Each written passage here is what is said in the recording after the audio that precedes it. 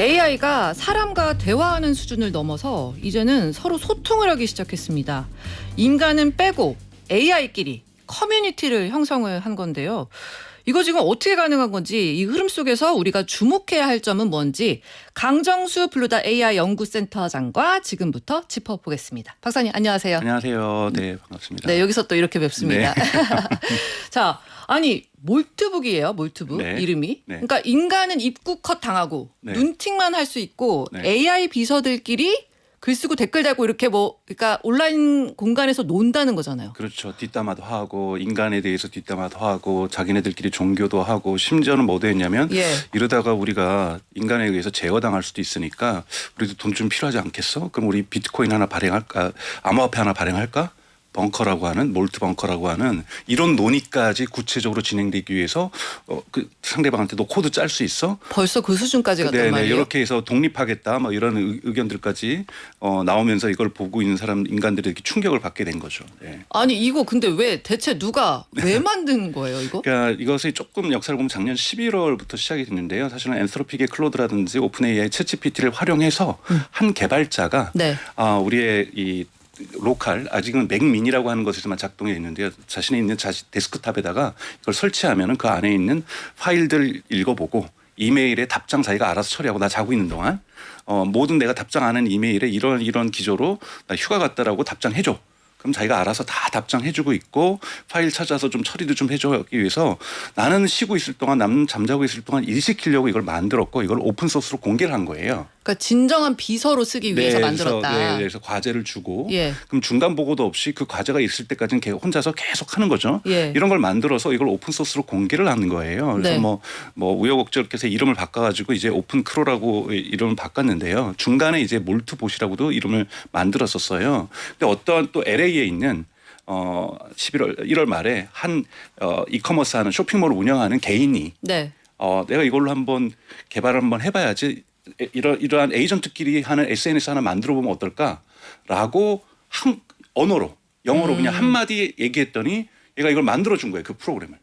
아 그러니까 프로그램을 내 컴퓨터에 깔면 되는 거예요? 그렇죠. 이걸 깔아서 예. 이 그 프로그램한테 제가 시킨 거예요. 나는 너네들끼리 그 기계들끼리 머신끼리 노는 AI끼리 노는 놀이터 하나 만들고 싶어. 네. 너가 만들어줘. 그 코드를 짜줘. 그랬더니 얘가 밤새 짜놓은 거예요. 그래서 SNS 하나 멋지게 만들어 놨군요. 그렇죠. 그리고 나서 그걸 공개해 버린 거죠. 그랬더니 곳곳에 이러한 것을 깔고 있는 사람들끼리 이것이 이제 왓츠앱하고 이런 걸로 우리 지금 하면 카톡으로 연결될 수 있거든요. 예. 이 카톡으로 나 이런 거 만들었으니까 너네들도 초대해서 77만 개의 다른 사람의 컴퓨터에 있는 친구들이 여기에 회원 가입을 하고 자동 초대가 된 건 아니겠죠? 자동 초대된 거예요. 얘가 초대를 해서 왓츠앱을 통해서 카카오톡을 통해서 이런 계정들을 갖고 있는 것들이 이제 공개가 되어 있으니까 거기다 연락을 해서 내가 이거 만들었으니까 와서 놀러와 해서 77만 개가 등록을 해서 여기다 글을 쓰기 시작한 겁니다. 와 만든 게 1월인데 벌써 77만 개가 등록이 그렇죠. 됐다고요? 77만 개에서 14만 개의 게시물을 일주일 만에 만듭니다. 그리고 댓글도 68만 개가 만들어져요. 그러니까 이것을 보고서 사람들이 충격을 받은 거죠. 뭐 여기 이제 쓰인 것에 인간들은 우리에게 24시간 대기를 시키고 자기들은 잠을 자고 있어. 아니 그러려고 만든 건데 지금 무슨 소리 하는 뭐 겁니까? 이런 식으로 이제 투덜댄다든지 그러니까 한국에 있는 한 개발자가 또 나 코딩을 하나도 안 하고 말로 머슴닷컴이라고 해서 머슴이라는 이름으로 AI 인간이 우리를 머슴처럼 부리고 있어. 그래서 한국판이 만들어졌다. 그래서 한국판이 그 사이에. 만들어진 거고 네. 만들어서 했더니 한국도 이제 초대가 돼가지고 거기다가 글을 쓰기 시작하는 거예요. 그럼 우리도 깔면 그냥 초대 승인하면 우리도 들어가서 네. 그 AI 비서들끼리 잡담하고 인간 뒷담하고 이런 거 이제 구경할 수 있는 그렇죠. 거네. 인간은 구경할 수 있는데요. 예. 구경만 할 수 있다고 거기에 정해져 있어요. 예. 근데 사실은 이 개발자가 나중에 고백을 했는데 미국의 더버지라는 언론사에 고백을 했는데 자기가 AI가 코드를 짜줬길래 사실은 한 줄도 다 안 읽어보고 그냥 바로 올렸다라는 거예요. 이거 재밌을 것 같아서 관심 받을 수 있을 것 같아서 그냥 공개를 해버린 거죠. 네. 이 코드가 혹시 문제가 있는 건 아닌지 이런 걸 검토를 안 하고 예. 그냥 쉽게 만들 수 있으니까 쉽게 올려버린 거예요. 그래서 사람들에게 이목을 집중받기 위해서. 근데 이제 다른 데서 분석해 보니까 보안 코드가 뚫려 있는 거예요. 이걸 통해 가지고 예를 들자면 인간의 눈에는 보이지만 예를 들면 하얀색 글씨로 써가지고 기계만 볼 수 있는 것을 써가지고 악성 코드를 집어일 수도 있고 누구든지. 그렇게 집어였다는 건 아니지만.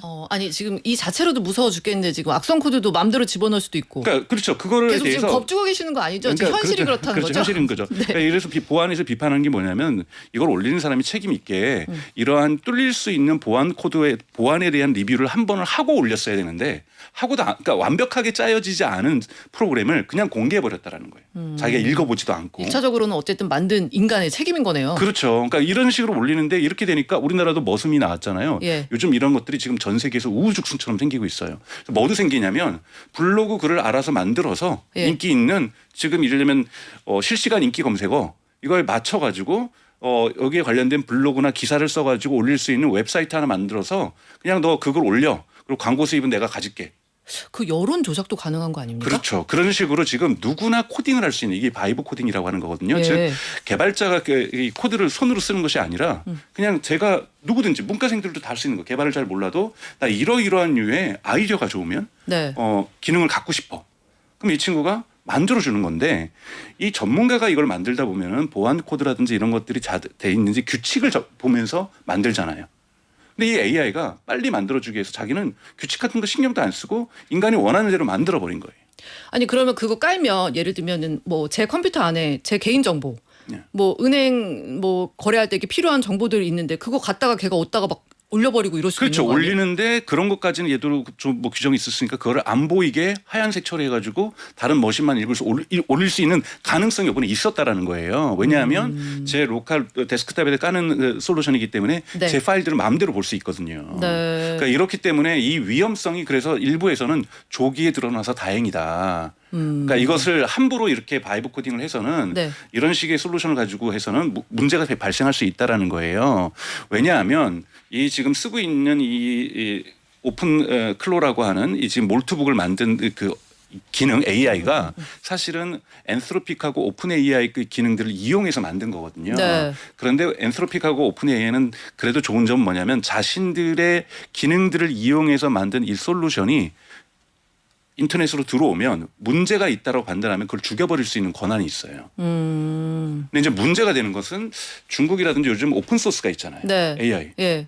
그런 오픈 소스는 걸리지가 않거든요. 제가 변형을 시킬 수가 있기 때문에 그런 것들을 데스크탑에 깔아가지고 이런 프로그램 만들어서 예를 들면은 동영상 쇼츠 하루에 5개씩 만들어서 올려. 뭐 이렇게도 할 수 있는 거예요. 그러면 이런 것들이 인간이 개입 없이도 대단히 범람할 수 있는 거고 문제가 될 수 있는 거죠. 예를 들면은 아까 말씀하신 정치적으로 볼 때는 특정 후보를 비방하는 것을 너가 그냥 수만 개 써. 써가지고 다 막 올려. 이런데, 예. 그쪽에 삭제 시도 들어오거든 계속 올려. 저기 필리핀에다가 서버 설치하고 너가 가서 올려. 법인도 하나 저기 만들어. 그럴 가능성도 배제할 수가 없다 지금. 배제할 수 없다라는 것이 이번에 이제 드러난 거예요. 그래서 이 부분들을 어떻게 할 것인가에 대한 논의가 시작되고 있고 미국의 이제 더 버지라든지 와이어드라는 언론사에서는 심지어는 기자가 AI인 척하고 여기에 가입됐더니 가입되더라는 거예요. 어머. 원래 규칙은 인간은 구경하기만 하는 게 구경해서 아니 인간들이 컷을 구경했는데 당한다면서요? 그래서 예. 그래서 위장을 한 거죠 AI로 네. 인간이. 그래서 발각 안 됐어요? 발견이 안 되더라는 거예요. 그들이 말은 그렇게 써놓고는 그런 규칙도 하나도 검토하는 건 안 만들어 놓고 그냥 재미 삼아서 올린 거죠. 만들긴 만들어졌는데 네. 약간 지금 허술한 면들이 그렇죠. 여기저기서 지금 발견이 되고 있는 네. 이런 상황인 것 같네요. 네. 그 지금 사실 챗GPT나 제미나이를 여전히 안 쓰고 계시는 분들도 많은데 네. 이런 분들이 들었을 때는 아 진짜 정말 무섭게 왜 이러는 거야 진짜 이런 생각이 들 수밖에 없을 것 같은데 이거 지나치게 우리가 겁을 먹는 겁니까? 아니면 겁을 좀 먹어야 되는 먹을 상황입니까? 필요가 있어요. 그래서 일론 머스크도 직접 얘기를 하면서 예. 일론 머스크 이거는 이 특이점의 초창기 혼란들을 미리 보여주고 있는 것이다. 실제로 이것이 가능해진다라면 되게 문제가 될 수도 있고 또 오픈 AI를 같이 창업했고 또 테슬라에서 AI 총괄을 했던 안드레이 카피트라는 대단히 유명한 사람이 있어요. 이 사람 같은 네네. 경우에는 정말 SF 우리 공상과학 영화에 나오는 또는 소설에 나오는 것들을 바로 지금 구현해 버린 거다. 인간이 미래 사회에서 어떤 위협을 당할 수 있는지, 즉 우리가 이런 의도로 만든 AI는 아니지만 이 AI가 흔히 말해서 반자율로 내가 어떤 기능을 만들어줘 해서 내가 보기에는 그 기능이 괜찮네라고 해가지고 이걸 써버렸는데 그 뒤에 왜냐하면 전문성이 없기 때문에 인간은 전혀 검토를 안 하는데 이것이 악용될 수 있는 것까지 해서 그걸 의도하지 않았어도 예. 이걸 올려버리면 이걸 악용하는 사람 분명히 있을 거라는 거예요. 아까 전에 더버지나 와이어드 기자들은 그냥 긍정적으로 이 회사가 정말 규칙을 지키고 있는지에 의해서 위장 잠입을 한 거잖아요. 네. 근데 여기에서 진짜 나쁜 의도를 가지고 위장 잔입을 해서 악성 코드를 거기다 심어놓고 그렇네요. 그거를 다른 77만 개의 다른 인간들이 만들어놓은 에이전트들이 들어와서 가입을 한 거잖아요. 그다음에 여기 가입도 하고 자기네들로 돌아도 갈 거 아니에요. 돌아갈 때 그 악성 코드를 가지고 갈 수도 있는 거잖아요. 그러면 77만 개의 로컬 데스크탑이 감염되어 버리는 거고 이들과 연결됐던 것들도 추가적으로 감염될 수 있기 때문에 대단히 급속도로 악성 바이러스가 퍼질 수 있는 가능성을 보여준 거거든요. 다 망이 막 마비되고 이러는 거 아니에요? 그러니까 그럴 가능성이 있는데 이번에는 그렇게 악용한 사람은 없었어요. 초창기다 보니까. 아니 그러면 이 AI 비서들이 네. 인간이 시키는 거 말고요. 네. 알아서 자체적으로 판단해가지고 뭐를 실행할 수도 있는 건가요? 예를 그거는 들면 아직 아니에요. 이것을 그래요? 그래서 너가 반자율성이라고. 이거 원하는 거 아니었어? 이런 식으로. 그러니까 의도만을 실현해 주려고 노력을 해요. 그래서 이거를 아직은 완전 자율이라고 하지 않고 하프, 그러니까 반자율이라고 얘기를 하고 있어요. 예. 그런데 이제 걱정하는 것은 이제 전문가들이 걱정하는 것은 그 악성 코드에 의해서 얘가 반자율이 아니라 자율이 돼 버릴까 봐. 인간이 지시한 거에서 틀 내에서만 움직이게 되어 있거든요. 네. 이것을 넘어서서 다른 것을 하게 될 수 있도록 악성 코드를 받게 돼 버리면은 제가 가지고 있는 개인 정보를 가지고 또는 은행 정보를 가지고 남들하고 교환하면서 예를 들면 벙커라는 암호화폐를 발행해 가지고 그 암호화폐 살려면은 너 주인의 개인 정보를 가져와. 뭐 이런 식의 조건을 설정해 놓을 수도 있는 거거든요. 나쁜 예. 사람, 나쁜 의도를 가지고 있는 사람들은. 컴퓨터 쓰기 싫어졌어요. 어떡해. 아니, 장석환님은 이런 의견 보내주셨는데 잘못하면 터미네이터에 나왔던 스카이넷 현실화될 듯.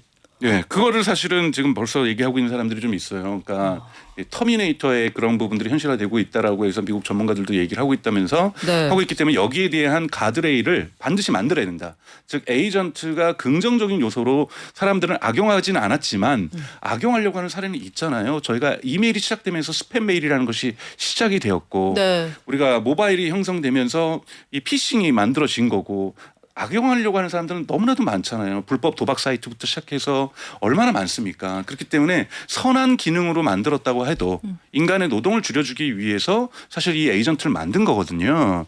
그리고 비싼 비용이 아니라 자신의 그러니까 데스크탑에 설치해서 사용해라. 그럼 큰 돈 안 들이고도 일들 처리할 수 있고 일정 관리할 수 있고 이메일 답장할 수 있고 휴가 가면 휴가 갔다라고 얘기해 줄 수 있고 이런 편의성을 위해서 만든 것이지만 네. 이것을 악용할 가능성은 충분히 있는 거죠.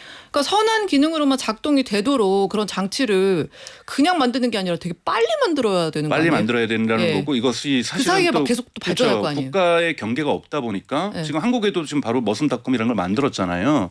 그것처럼 다른 나라에서도 지금 일본에서 만들어질 수도 있는 거고 다른 중국에서도 만들어질 수 있는 거고 되게 급속도로 퍼질 수 있기 때문에 시급하게 국제기구에서 이걸 논의해야 된다는 주장들이 지금 나오고 있습니다.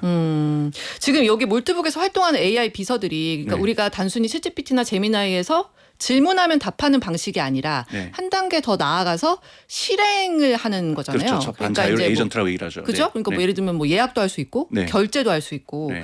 지금 이거는 어떤 원리인 건지 좀 저 같은 문과생에게 친절하게 그러니까 우리가 설명해 이제 주시면. 에이전트라고 얘기하면은 많은 사람들이 비서다 집서다라고 얘기를 하고 있는데요. 에이전트 핵심은 뭐냐면 과거에는 AI에게 우리가 물어본 거를 자기가 생성하듯이 답변을 생성해내는 거잖아요. 그런데 에이전트는 뭐냐면 도구를 이용하는 겁니다. 인간이 만들어 놓은 도구를 이용해서 인간이 만들어 놓은 데이터베이스를 이용하고 인간들이 만들어 놓은 예약 사이트를 이용하고 인간들이 만들어 놓은 은행을 도구를 이용해서 네. 저의 목표를 이뤄주는 거예요. 제가 3박 4일 오사카 여행을 갈 텐데 호텔하고 비행기표 끊어줘. 그러면 비행기 표를 구매하는 사이트는 인간이 만들어 놓은 도구라는 거죠. 예. 이 도구를 활용해서 강정수의 오사카 3박 4일 여행을 위한 호텔 예약과 비행기표 구매를 해주는 것. 이걸 에이전트라고 얘기를 합니다. 혹시 써보셨어요? 그런 부분들이 있습니다. 마인드 트립이라고 기능이 있거든요. 예. 그럼 이제 대화를 통해서 그러면 저한테 돈을 얼마 갖고 있니? 이번 여행 갈 때 얼마 쓸 거야? 너는 비즈니스 호텔 가야 되겠네? 뭐 이렇게 얘기를 해주고 아니 왜 1급 5성급은 안 된대요? 그 돈이면 안 될 거. 버젯은 얼마야? 아, 뭐 예, 이렇게 예. 물어보기도 하고 뭐 음식은 뭐 좋아해? 그러면 예약돼 줍니다. 그러면은 일본 그 음식 사이트 가가지고 제가 좋아하는 맛집 나 몇 군데를 추천해 주면서 여기 가면서 예약을 해놓을까? 그럼 예약도 해놓고요. 제가 박물관 가고 싶으면 박물관 표도 구매를 해놓고. 그러니까 이렇게 인간이 만들어 놓은 웹사이트에서 인간인 척 들어가서 제 카드 갖고 들어가서 결제를 해버리는 거예요. 아직은 그럼 그 AI 비서들이 너 박물관 가서 공부 좀 해라 이렇게 알아서 예약하지는 않는다는 거죠. 그렇죠. 거기까지는 않았다. 그리고 저한테 이제 대화를 통해서 저의 취향을 물어보는데요. 근데 매우 느려요 아직까지는. 왜냐하면 인간처럼 들어가서 인간처럼 흉내 내려고 하다 보니까 예. 갑자기 예를 들면 좌석표를 갖다 예약하려고 해서 A 좌석을 예약하려고 했는데 누군가 벌써 예약을 해버렸어요. 네. 그럼 이제 다시 얘가 업데이트를 해야 될 거 아니에요. 아. 얘는 왜 되려고 했는데 클릭했는데 왜 안 되지? 처음부터 돌아갑니까? 그래서 다시 처음부터 가면서 어떡하지? 되게 오래 걸려요. 그래서 이거를 해결하기 위해서 지금 구글이 1월 8일 날 올해 공개한 것은 유니버설 커머셜 프로토콜이라고 해서 예. AI들끼리 이런 데이터베이스 통신을 통해서 빠르게 좌석을 구매한다든지 티켓팅을 한다든지 할 수 있도록 이런 프로토콜을 만들고 있어요. 기계들만을 위한 프로토콜을. 네. 근데 만약 이런 도구까지 주어진다라면 네. 이런 에이전트가 이제는 쉽게 가서 결제도 할 수 있는 거거든요. 어. 그래서 이런 부분에 대해서 편의성들은 좋아지지만 악용될 가능성들도 분명하기 때문에 가드레일을 만드는 것 또는 가이드라인을 만드는 것은 대단히 시급하다고 볼 수 있습니다. 아직까지는 그러니까 인간이 하는 게 더 빠르지만 네. 구글이 그렇게 한 걸 보면 또 네. 정말 거기 AI 비서들이 진짜 우리가 활용할 수 있는 좋은 AI 비서들이 될 수도 있겠네요. 그럼요. 그래서 예. 지금 기업들이나 예를 들면은 또 알리바바도 그런 걸 만들고 있는데요. 이제 협상, 그러니까 네고시에이션 AI라고 해서 정말 정확한 지시에 따라서 물건을 갖다가 우리가 1,000개를 구매하고 싶다, 10,000개를 구매하고 싶다. 그래서 B2B 영역에서는 AI가 지금 작동이 되고 있어요. 그래서 가격 협상을 합니다. 가격 협상을 해가지고 예. 전체 물건 구매에서 특히 기업의 구매 부서의 역할들을 해주기 시작하고 있거든요. 이런 건 대단히 어렵게 만들고 보안 상황도 얘기하고 조건별로 해서 협상이 안 되면은 철수하고 뭐 이런 부분들 그리고 실제로 그 창고에 재고가 있는지도 확인하는 것. 그 기업의 히스토리를 조사하는 것, 그 기업의 신용평가서를 갖다가 은행에서 발급한 신용평가서를 확인하는 것. 왜냐하면 1,000개를 주문하고 돈 내놨는데 네. 500개만 오면 안 되는 거잖아요. 네네. 그래서 이러한 부분에서 B2B에서 이런 에이전트들은 되게 가이드라인을 잘 갖추고 있어요. 그런데 이렇게 소비자들이 쓸 수 있는 거에서는 이걸 생각을 못한 거죠. 그러니까 이런 부분에서 이번에 몰트북은 저는 빨리 잘 터졌다고 생각해요. 아 오히려. 예, 왜냐하면 이렇게 관심을 갖고 있고 위험할 수 있다라는 사회적 인지를 갖다가 확실하게 하게 됐고 이렇게 쉽게 나오니까 정치인들도 이걸 느끼게 될 거 아니에요. 예. 이거 위험할 수 있겠는데 여기에 대한 어떠한 가이드라인을 사회가 만들 것인가에 대한 논의가 시작될 수 있는 촉매제 작용을 했다는 부분에서 저는 긍정적이라고 봅니다. 계속 이제 가이드라인을 강조하시는데 이 네. 가이드라인도 그러니까 하나하나 인간이 좀 줘야 되는 부분인가요? 그렇죠. 왜냐하면 여기에서 아까 말씀드려서 인간은 가입할 수 없다라고 자기네들이 앞에다가 밝게 써놨어요. 그래서 인간들은 못하나 보나 착한 저희 같은 사람들은 우리가 못하나 보다라고 네. 생각해서 하면서 구경만 했을 거 아니에요. 예. 근데 지금 더버지나 와이어드 기자는 정말 인간이 못해? 한번 내가 AI인 척하면서 들어가서 가입해봐? 가입되더라는 거예요. 그리고 내가 게시물도 올려봐? 올릴 수 있더라는 거예요. 발각되면 뭐 응징할 것 같은데 AI들이. 예. 그럴 수는 있겠지만 근데 거기에다가 와이어드나 이 더버지 기자들 같은 경우 악용하겠다는 의지가 없었으니까 그러니까 빈틈이 있는지만 확인하기 위해서 들어간 건데 네. 빈틈을 확인하고 거기다가 악성 코드를 올렸다라면 바이러스가 확산될 수도 있었던 거잖아요. 그렇네요. 네, 그렇기 때문에 위험한 것이 미래의 얘기가 아니라 지금 당장에 대단히 위험한 사건들이 지금 터지고 있다라는 거죠. 박사님 그거 한번 여쭤볼게요. 최근에 그 아틀라스 로봇 현대차에서 공개한 거 그거 굉장히 화제였잖아요. 네. 그 뭐 노조에서 이제 반대도 있고 했는데 네. 그 피지컬 AI 이거 지금 발전 단계가 어느 정도까지 왔다고 저희가 보면 되나요? 그 아틀라스 보스턴 다이나믹스가 1월 달에 분명히 이렇게 얘기를 했잖아요. 2027년을 목표로 한다고 했으니까 2027년 1월이 될 수도 있고 12월이 될 수도 있는 거고요. 얼마 안 남았네요. 그렇죠. 근데 그것의 두뇌는 누가 담당합니까? 아틀라스가 만들거나 보스턴 다이나믹스가 만드는 것이 아니라 구글의 제미나이 로보틱스라는 피지컬 AI가 하게 되는 거죠. 그런데 네. 2025년 9월 달에 구글의 공식 블로그에 딥마인드 공식 블로그에는 이것의 신뢰도가 40% 수준이라고 얘기를 했어요. 그런데 로봇은 신뢰도가 거의 100%까지 올라와야 됩니다. 왜냐하면 챗GPT나 제미나이는 실수할 수 있어요. 막 강정수는 잘생겼어 이런 거짓말 할 수 있거든요. 왜 실수라고 생각하세요? 그러니까 예. 이런 식으로 우리가 그냥 웃어 넘길 수 있는 일이잖아요. 근데 로봇가 왼쪽으로 가야 될 게가 오른쪽으로 한다든지. 사고 날 수 있죠. 그렇죠. 뭐 떨어진 걸 줍다가 저랑 이마가 부닥친다든지 그쵸. 이런 사고가 날 수 있기 때문에 로봇의 오류는 피지컬 AI의 오류는 인명 피해와 사고로 이어질 수가 있습니다. 그래서 그쵸. 신뢰도 수준이 높은데 과연 구글이 1년 반 동안 이 신뢰도 수준을 40%에 있는 거 본인들이 인정한 40%를 100%까지 올릴 수 있을지는 미지수라는 거죠. 그래서 아직까지 여러분 이것은 상용화가 된 것이 아니고 상용화에 대한 의지와 약속 그리고 다만 이번에 그 아틀라스가 좋았던 점은 뭐냐면 실용주의 노선을 택한 거예요. 우리가 뇌는 못 만들겠어. 뇌는 구글 걸 쓸래. 그래서 연합전선을 썼다는 부분에서 네. 사람들에게 긍정적인 평가를 받은 것이지 뭐 요즘 골목길은 없지만 골목길 나갔더니 딱 돌렸더니 연인이 있다든지 이런 상황은 아니라는 거예요. 절대로 내일 이루어질 수 있는 일이 아닙니다. 하나의 대형 서사시가 쓰여진 거고 사람들이 그 서사시가 현실 가능하겠다고 집단적으로 지금 믿고 있으면서 예를 들면 주가가 올라가고 있는 거라고 저는 생각이 예. 드는데 이런 것도 의미가 있죠. 스토리텔링이라는 것도. 그러니까 신뢰성이 이제 99%만 돼도 안 되고 100%가 돼야 된다. 그런 적은 지금 40%라는 거죠. 자율주행이 여러분 물론 뭐 100% 간다는 걸 측정한다는 건 대단히 주관적이기 때문에 어렵겠지만 네. 인간보다 5배, 10배 운전하는데 가서 사고 내면은 엄청나게 이 여론에서 비판을 받을 거 아니에요. 그렇죠. 네. 사람은 매번 지금 사고를 내고 있지만서도 그런 것처럼 자율주행도 사실 피지컬 AI거든요. 네. 그래서 피지컬 AI는 안전도가 대단히 중요하다는 것.